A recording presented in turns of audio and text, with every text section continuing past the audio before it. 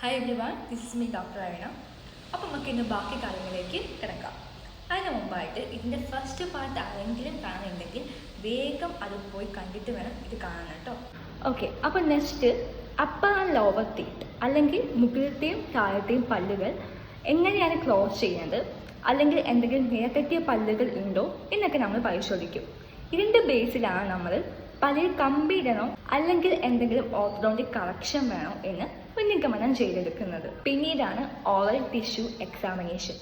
ഇതിലൂടെ നമ്മുടെ നാക്ക്, കവിള്, ചുണ്ട്, നാക്കിൻ്റെ അടിയിലുള്ള ഭാഗങ്ങൾ എല്ലാം പരിശോധിക്കും.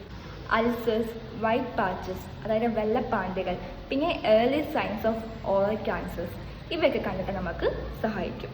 പിന്നീടാണ് എക്സ്റേ. ഈ എക്സ്റേ ആവശ്യമാണെങ്കിൽ എക്സ്റേ അഡ്വൈസ് ചെയ്യും. കണ്ണിൽ കാണാൻ പറ്റാത്ത ചില പ്രശ്നങ്ങൾ എക്സ്റേ വഴിയാണ് നമുക്ക് മനസ്സിലാക്കിയെടുക്കാൻ സാധിക്കുക.